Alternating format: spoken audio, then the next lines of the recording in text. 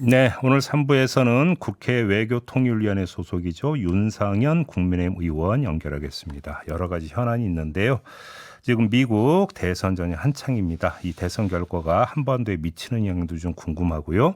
국내적으로는 역사관 논란이 계속되고 있는데 이에 대한 견해도 좀 궁금합니다. 자, 바로 연결해서 이야기 나눠보겠습니다. 나와 계시죠? 예, 안녕하세요. 네. 윤상현 의원입니다. 네. 트럼프가 되느냐 해리스가 되느냐 그 결과에 따라서 한미 관계가 좀 바뀔 여지가 있다고 보세요? 예, 트럼프가 들어온다면은 기존의 바이든 행정부의 정책, 특히 외교안보, 네. 경제 정책에 변화가 있을 겁니다. 특히 트럼프는 최근에 유세에서 북한 김정은 위원장하고 좋은 관계였다, 하면서 계속 떠벌리지 않습니까? 예.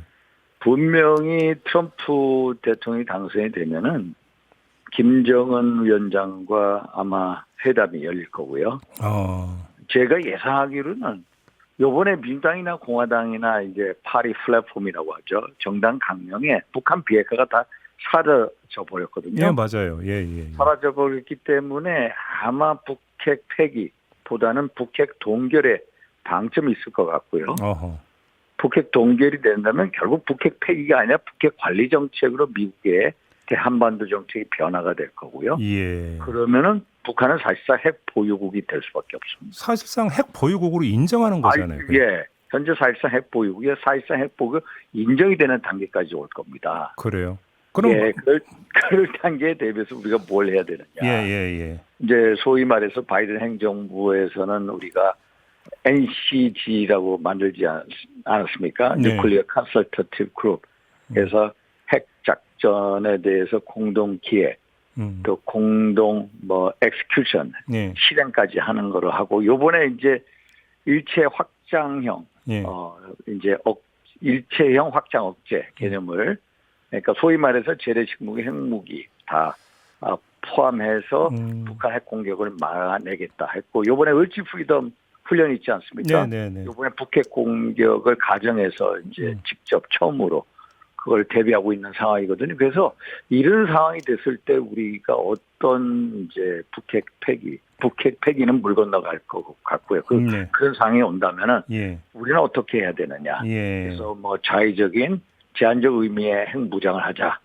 소위 말해서 북핵 폐기를 전제로 해서 우리도 핵무장하고 북핵 폐기와 동시에 우리 한국 핵도 폐기도 하자.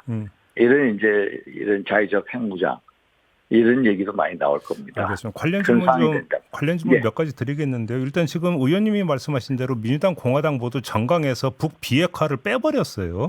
예. 그런데 지금 민주당 그 새 정강 작성에 참여한 사람 가운데 한 명이 콜린 칼 전 미 국방부 정책차관인데 이 브리핑에서 어떤 말을 했냐면 그 북한 비핵화는 변함없는 목표다. 다만 단기 우선순위는 억제 강화다. 이런 말을 했다고 하는데 이건 어떻게 이해를 해야 되는 걸까요?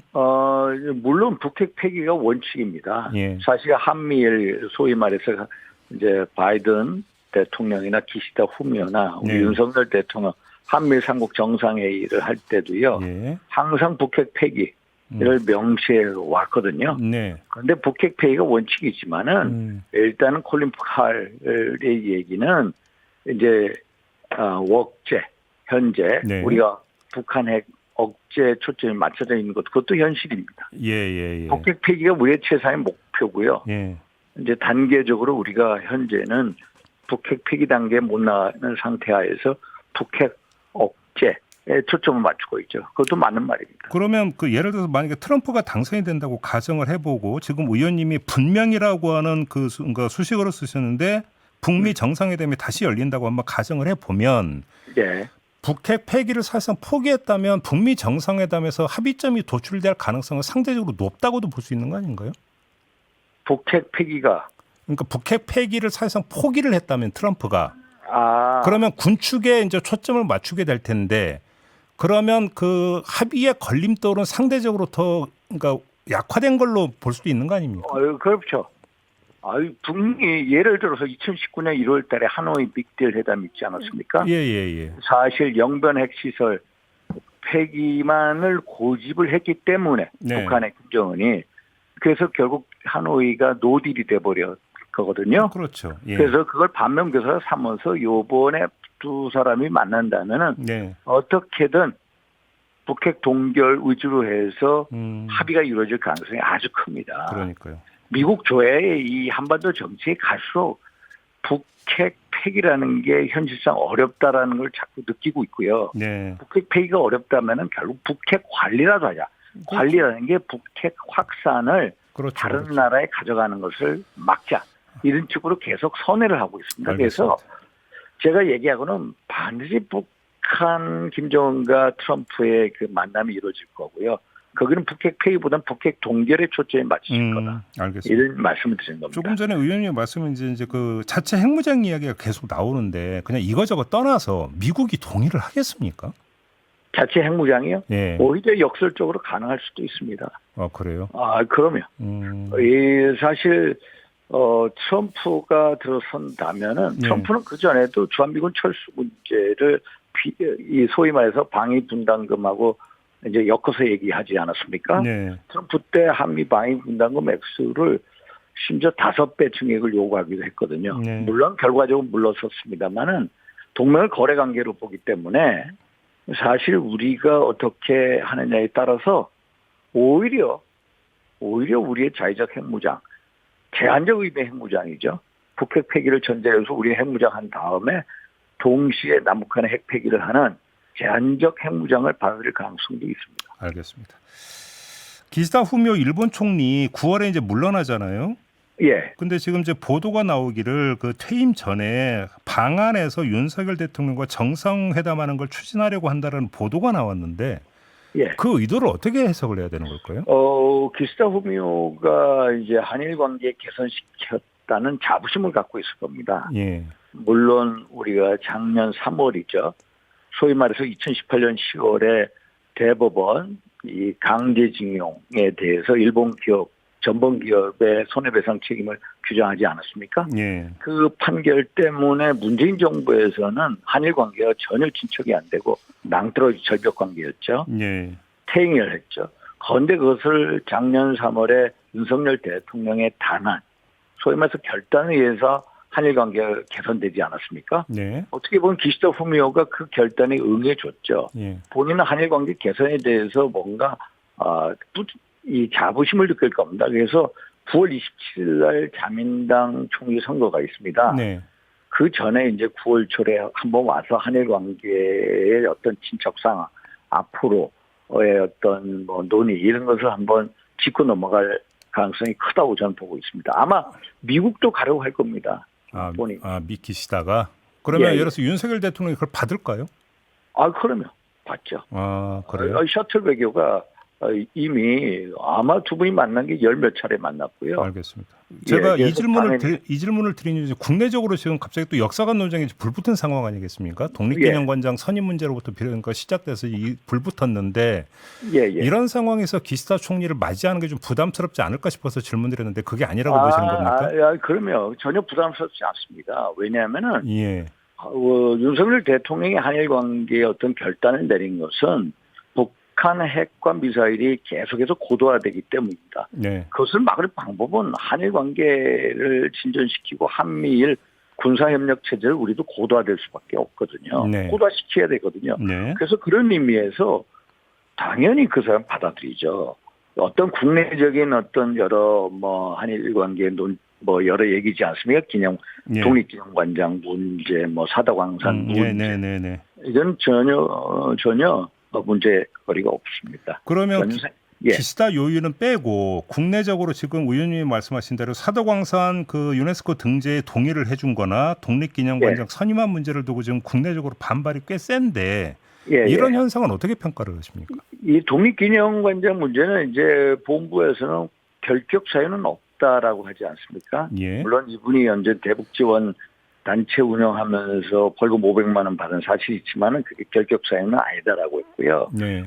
기본적으로 저는 독립기념관장 같으면은 예를 들어서 독립운동 후손이나 그거에 대한 연구자가 이제 기념관장 됐으면 하는 그런 아쉬움이 있고요. 네. 사도광산 등재 문제는 사실 우리가 2019년 하지마 이 유네스코 등재했을 때 소위 말해서 강제동원 그 표현이 들어가지 않았습니까? 예.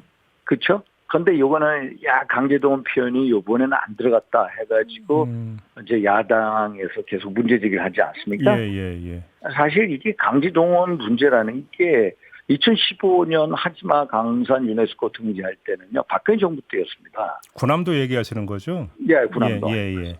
그런데 군함도인데 그런데 2018년 10월 아시다시피 우리 대법원에 있어서 미쓰비시 중공업, 신일본 제철 등 소위 말해서 전범기업의 우리 한국인 조선 분들을 강제징용하지 않았습니까? 네. 그거에 대해서 개인적으로 손해배상 책임을 해라라고 해가지고 지금 계속 그 법적 절차가 진행이 되고 있죠. 예. 1인당 한 1억 5천 가까이 어떤 이걸 손해배상금을 받고 있지 않습니까? 8년금이죠. 예. 그런데 문제는 2018년 이후에 사도광산이 지금 2024년도에 있지 않습니까? 네. 이 일본 입장에서는 강제동원이라는 표현을 넣게 되면은 법적인 손해배상 책임으로 이제 기결이 되지 않겠습니까? 네, 그렇죠. 그러니까 이 사람들이 못하는 겁니다. 이 강제동원은 결국 불법이고요. 불법이면은 이제 손해배상 책임이 따르니까 강제동원이라는 그 문구를 못 넣고 이 사람들이 하는 것은 소위 말해서 향토박물관에다가 전시를 하겠다. 근데 그 전시관에 가면은 저는 못 가봤습니다만은 사실 강제동원은 그 실태들이 자세히 기록이 돼 있고요. 일본 측에서 추모제까지 하겠다라고 하거든요. 이분들에 의해서 추모제를 한다는 것은 결국 잘못했다라는 걸 인정하는 거거든요. 그래서 이게 법적인 문제 기결 때문에 강제동원 규정이 안 들어갔다. 저는 이렇게 보고 있습니다. 의원님이 지금 그 말씀 하셨으니까 추가 질문 하나만 드릴게요. 예, 바로 예. 여기서 연결되는 지점이 김명석 독립기념관장인데 예. 이분이 그 당시 그 국적은 일본이었다라는 발언을 한 게 지금 보도를 많이 타지 않았습니까? 근데 이게 지금 의원님이 말씀하신 바로 법적 문제로 연결이 되는 건데 예. 이걸 고려치 않고 저런 발언을 하는 분이 과연 그럼 적격한 인사냐도 따져봐야 되는 거 아닌가요? 예. 이게 법적인 문제가 있기 때문에 네. 사실 이제 여러 가지 볼 필요가 있습니다. 이제 관념용 쪽으로 보느냐 아니면 사실관계 위주로 보느냐. 그래서 이제 그런 발언에 있어 유의할 점이 있는 것도 사실이고요. 예. 예. 아니 그러면 좀 그다음에 광복회가 아주 그 거세게 반발하고 있지 않습니까? 이거 좀 수용 좀 하면 안 되는 겁니까? 윤석열 대통령? 광복회 반발이요? 예. 아니 그러니까 독립기념관장 인사 문제에 대해서. 인사 문제에 대해서 이제 이종찬 회장 같은 경우에도 거기에 참여하셔가지고 예. 점수를 주셨거든요. 예. 그래서 이제 뭐 우리가 이래라 저래라 일단 법적인 결격 사유는 없다라고 얘기하지 않았습니까? 예. 그래서 이거는 뭐 더 이상 뭐라고 할 그거는 못 할 것 같아요. 그러면 어제 나온 소식이 지금 국가보훈부에서 광복회에 대해서 감사를 하고 더 나아가서 문제가 그러니까 발견이 되면 수사기관에 고발할 수도 있다는 지금 보도가 나왔거든요. 보훈부의 이러는 지금 움직임은 어떻게 평가하십니까? 광복회가 일단 사실 정책 중립의 의미가 있습니다. 네. 최근에 이제 보면은 여러 가지 정책 발언들이 많이 전면에 나오지 않았습니까? 네. 그런 거에 대해서 아마 이제 들여다보지 않겠나 이렇게 보고 있습니다. 알겠습니다. 예. 저 그 정치 의자 하나만 좀 질문드리고 마무리할게요. 예. 지금 이제 여야 대표 회담이 추진되고 있지 않습니까? 근데 예. 한동훈 대표가 이재명 민주당 대표와의 그 대표 회담 전체를 생중계하자. 예. 지금 이 얘기를 꺼냈는데요. 예. 아니 정치 경력이 오래되셨잖아요, 의원님. 혹시 회담이 생중계된 거 혹시 기억나시는 게 있습니까, 사례가? 아니 회담 생중계는 안 하죠. 무슨 뭐 이게 대선 TV 토론 1차전을 하겠다는 것도 아니고. 그러니까요. 그러니까 이게 이제 박정아 비서실장이 그런 얘기를 한 것 같은데 네. 이게 이제 전제 조건이 있습니다. 민주당이 동의한다면. 예. 굉장히 아이디어 차원에서 한 것 같아요. 그래서 이제 이게 무슨 이벤트로 하는 것도 아니고요. 아니 가능한 얘기라고 보세요, 혹시? 아니 회담 전체는 예를 들어서 회담이라는 게 어떤 예. 결론을 맺기 위해서는 예. 서로 양보할 것도 있고 그러니까요. 솔직히 밖에다 얘기 못할 것도 많거든요. 그러니까요. 예. 그게 협상이거든요. 아니 협상 어떻게 돼 상중계합니까? 네. 이거는 불쑥 던진 것 같아요. 아이디어 차원에서. 알겠습니다. 예, 이벤트처럼 회담이 돼서는 안 되는 거죠. 알겠습니다. 네, 예. 오늘 말씀 여기까지 들을게요. 고맙습니다, 의원님. 예, 감사합니다. 네, 예. 국민의힘의 윤상현 의원이었습니다.